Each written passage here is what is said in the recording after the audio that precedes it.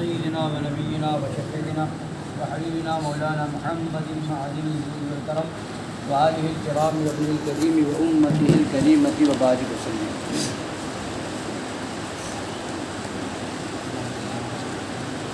بات چل رہی تھی صلح کلیوں کے مکر اور فریب کی، کس طرح سے دھوکہ دیتے ہیں، فریب دیتے ہیں، اور پھر ان کی ان باتوں کا جواب کیا ہے. مطلب آپ ترتیب سے سنتے چلے آ رہے ہیں. 16 باتیں ہو چکی ہیں، اب 17ویں بات سنیے کہ کیا کہتے ہیں صلح کلی. کسی عام مصلحت اور عمومی فوائد کے لیے سب کلمہ گویان اسلام مل کر کوشش کریں تو کیا یہ کہہ سکتے ہیں کہ دائرہ سنت سے خارج ہو گئے؟ ہرگز نہیں. اور جو دعویٰ کرے ثابت بھی کر دے.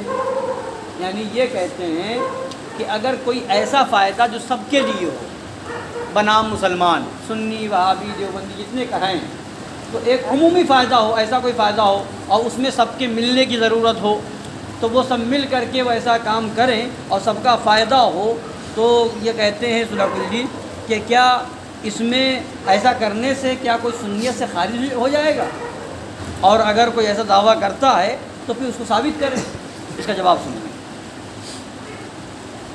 عام مصلحت اور عمومی فوائد کے لیے جملہ بد مذہبوں، بے دینوں کے ساتھ مل کر کوشش کرنے کا حکم شرعی رد ندوہ کی کتب مبارکہ و رسائل متبرکہ میں دلائل شرعیہ سے واضح کیا جا چکا. جو ندوہ کے ٹائم پر بھی یہی سب ہوا تھا، سب ایک ہو جاؤ، سب ایک ہو جاؤ. تو اس وقت جو کتابیں لکھی گئیں ندوہ کے رد میں، تو ان کتابوں کے اندر یہ باتیں واضح کی جا چکی ہیں اور دلائل دی جا چکے ہیں. فرماتے ہیں اور خود اس فتوے میں بھی بقدر ضرورت بیان کر دیا گیا. پیچھے بیان آپ نے دیکھ لیا ہے، سن چکے ہیں کہ مسلمان کہلانے والے بد مذہبوں، گمراہوں، بے دینوں، مرتدوں کے ساتھ مجالست و مخالفت میں عوام مسلمین کے دین و مذہب کے لیے فتنہ تو نقد وقت ہے. عام مسلمان کے لیے جب وہ سب ایک ساتھ بیٹھ جائیں گے تو ایک عام مسلمان جو ہوگا وہ کیا سوچے گا کہ جب ایسے معاملات میں بیٹھ سکتے ہیں تو اس کا مطلب کوئی بہت بڑا مسئلہ نہیں ہے.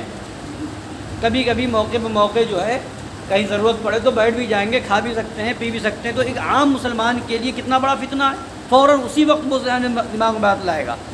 تو عوام مسلمین کے دین و مذہب کے لیے فتنہ تو نقد وقت ہے، اور وہ عام مصالح قومیہ و عمومی فوائد ملکیہ معلوم نہیں کب حاصل ہوں.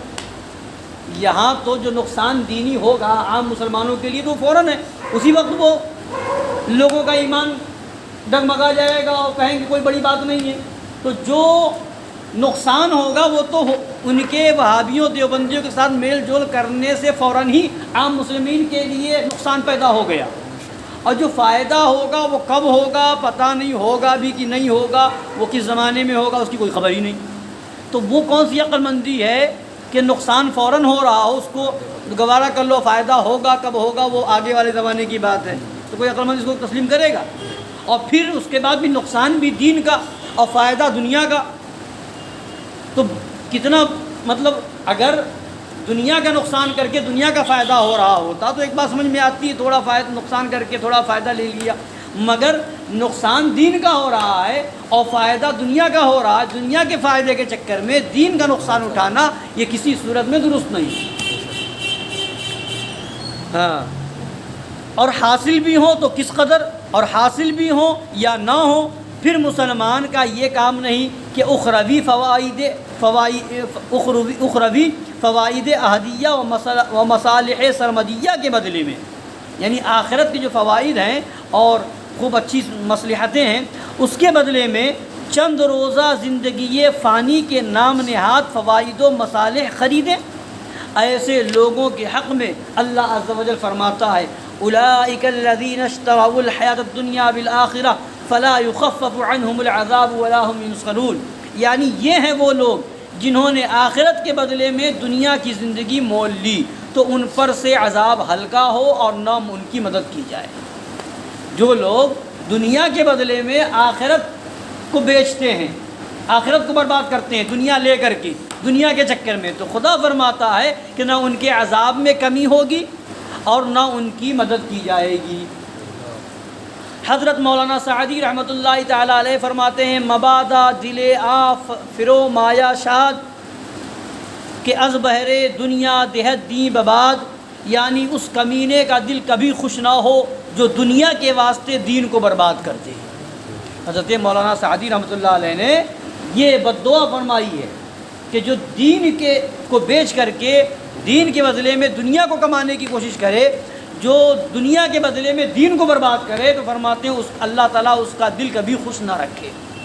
اور یہ بھی ہم نے ارخائے عنان کے طور پر کہا ہے، ورنہ قرآن عظیم پر ایمان رکھنے والا بالیقین جانتا ہے کہ مرتدوں بے دینوں کے ساتھ محبت و مودت کرنے والا کبھی کامیاب نہیں ہو سکتا۔ اللہ عز و جل فرماتا ہے الم تر الی الذین تولوا قوما غضب اللہ علیہم ما هم منکم ولا منہم ویحلفون علی الکذب وهم یعلمون۔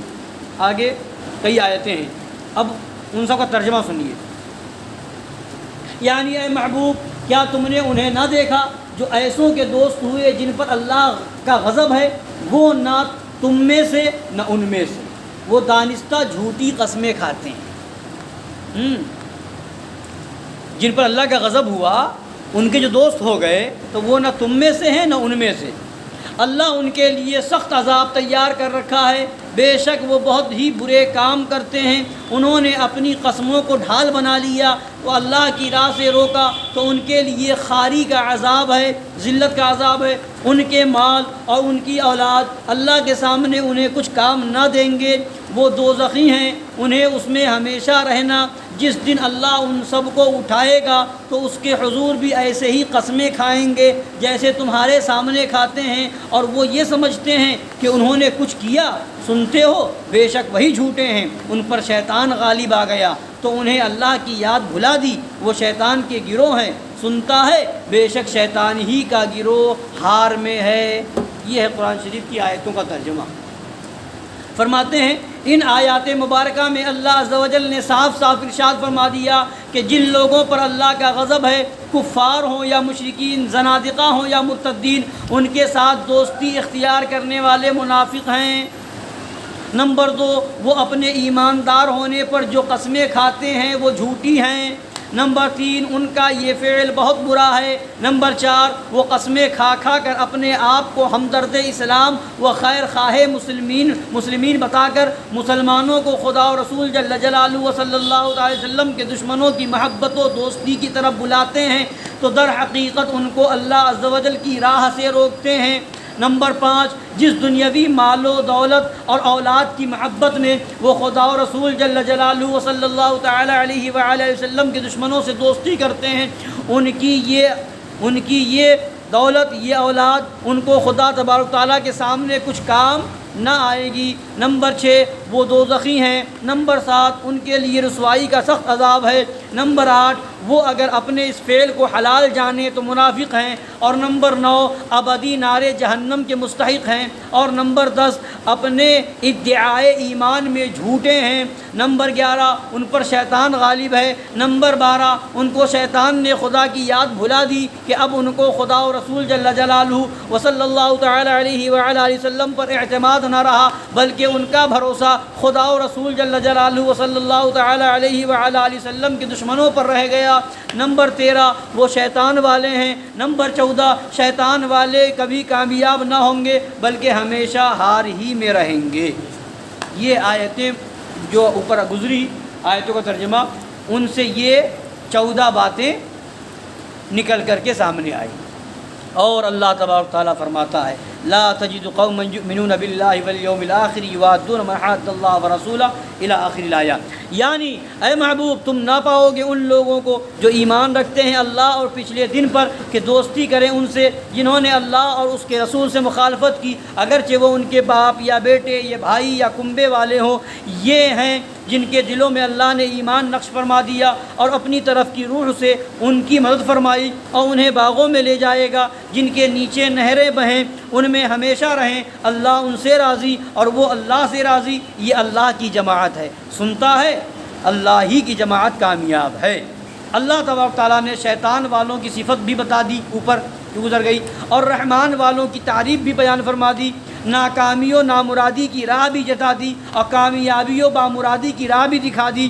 اب جس کا جی چاہے شیطان والوں میں شامل ہو، جو چاہے رحمان والوں کے گروہ میں داخل ہو، جو چاہے صلح کلیوں کی بتائی ہوئی راہ ناکامی پر چلے، جس کا جی چاہے اللہ تبارک و تعالیٰ کی تعلیم فرمائی ہوئی راہ کامیابی پر استقامت اختیار کرے۔ اللہ تبارک و تعالیٰ توفیق دینے والا ہے۔ اللہ تعالیٰ ہم سب کو ان صلح کلیوں کے مکر سے بچائے، ان کے فریب سے بچائے، ان کی مکاریوں سے بچائے، اور ایمان و سنیت پر سختی سے قائم رہنے کی توفیق عطا فرمائے۔ آمین برحمتک یا ارحم الراحمین۔